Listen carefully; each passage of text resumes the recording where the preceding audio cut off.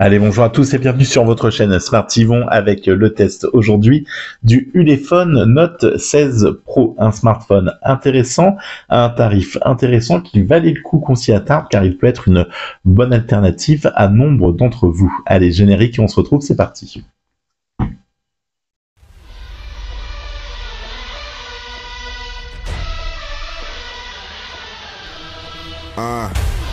Game on the line in the fourth.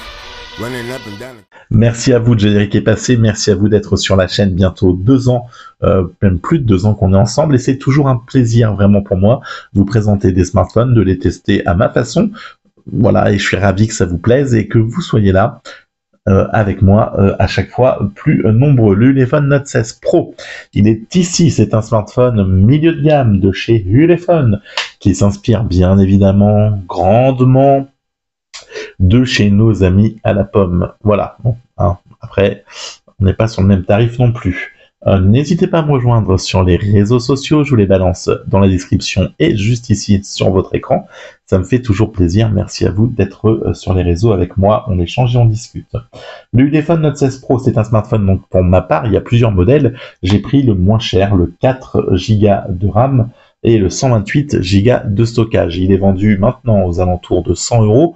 On pourra le trouver à 129 au plus cher. Il y avait moi à l'époque un coupon de réduction de 20 €. Je sais que Ulefone en remettra prochainement. Donc vous pourrez espérer le toucher à moins cher.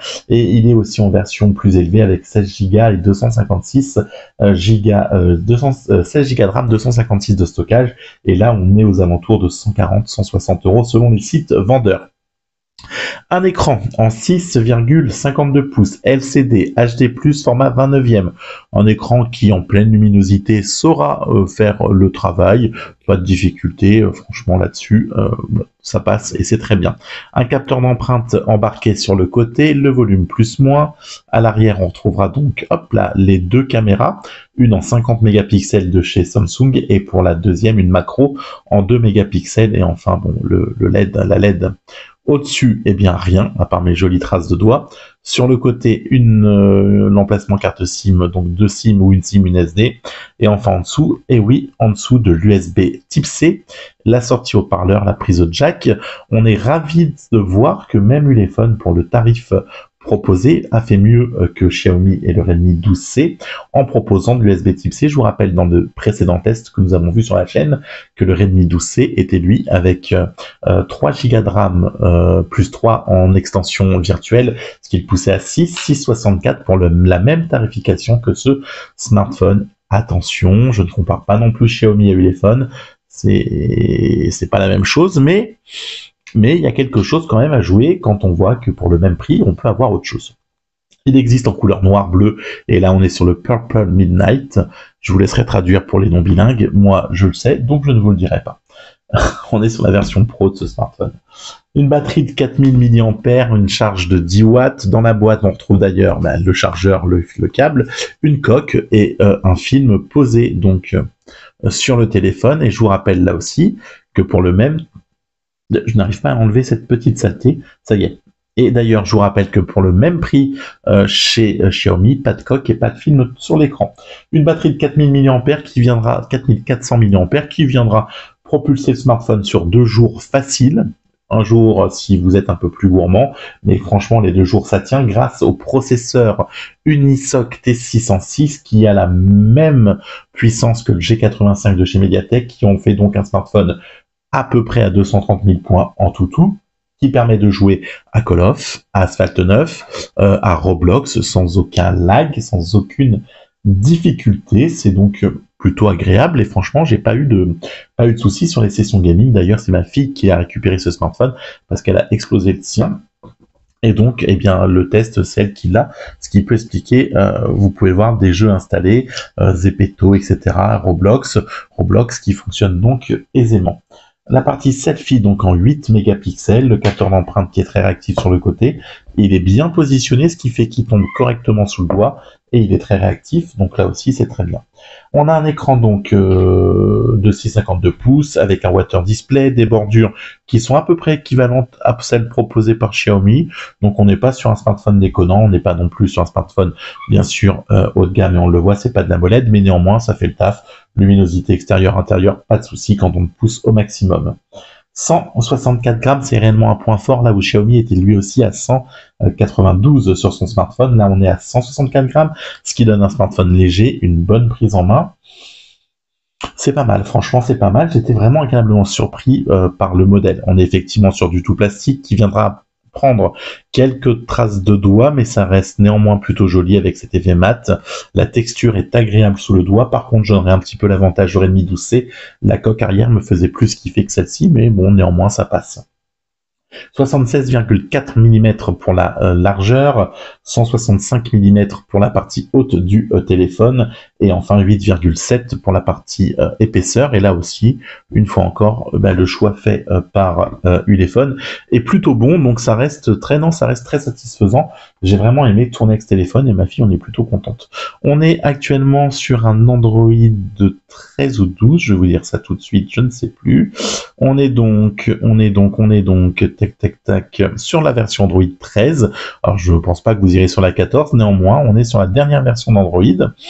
Donc là aussi, c'est un bon choix. C'était plutôt pas mal. Alors hop, tiens, on va voir. Et oui, et il y a une mise à jour que ma fille n'a pas faite, avec optimisation du système et un Google Security Patch. Donc bon, on va le télécharger, je vais y installer comme ça après le test. On aura donc une mise à jour. Pour le moment, le téléphone est suivi, donc c'est plutôt pas mal. Partie communication, j'ai entendu, pas de problème là-dessus. Le son est bon, franchement, voilà, quand j'appelle ma fille ou quand elle m'a appelé, pas de problème. Partie GPS, point A, 1, point B, là aussi, il a fonctionné correctement, pas de bug, pas de lag. C'est franchement pas mal. On a une légère surcouche, je sais pas, on a un petit truc, on a un tiroir d'application qui a été mis du coup par Ulefone. Ça reste quand même très proche de l'Android stock et ça reste très agréable et très intuitif à utiliser. Voilà, donc franchement pas de grande difficulté. Partie photo vidéo, on est un peu plus dans le mal. Clairement, on va avoir les mêmes soucis qu'avec le smartphone de chez Xiaomi, c'est-à-dire que bon, on fera des photos qui pourront être, voilà, on a une mise au point, ça reste correct, on le voit, mais je vais vous les faire défiler. La lumière manque un peu les couleurs sont un petit peu plus passées que sur le Redmi, ça manque un peu de flashy, néanmoins. Pour faire des photos de dépannage, ce smartphone remplira l'affaire. Tata Suzette qui se baigne, ça suffit amplement. On est sur des smartphones à 100 € qui n'ont pas vocation, je le répète, à concurrencer les hauts de gamme. Et quand vous achetez un smartphone à 100 balles, vous savez que c'est pas un smartphone qui est un photophone, vous ferez des photos correctes, mais sans plus. Un mode vidéo, vous avez de l'ultra haute résolution en 50 mégapixels, un ralentisseur, un timelapse, de la macro, un mode nuit qui est bien sûr clairement anecdotique, parce que bon, voilà, ça sert à rien. La macro, ça sert à rien non plus, mais bon, ça a le mérite d'exister et vous pourrez toujours vous la péter un peu. Mais les photos, pardon, là, vous voyez, je meurs en direct.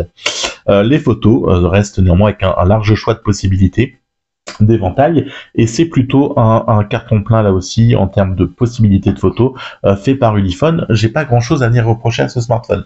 La tarification est bonne, bon, on va peut-être regretter le 10 watts, mais c'est en USB type C, c'est pas mal. Le capteur d'empreinte est réactif, le smartphone est bon, on appelle, on joue, on fait des photos, bon voilà, petit bémol sur le laps de temps que durera ce smartphone en termes de qualité, mais quand vous le prenez sur Amazon, vous êtes au moins tranquille pour 1 an, donc voire même 2, je crois. Donc bon, j'ai envie de vous dire, quoi qu'il arrive, si vous le prenez directement sur un vendeur national tel que Cdiscount par exemple, vous êtes protégé pour 2 ans. J'ai envie de dire 2 ans 100 balles.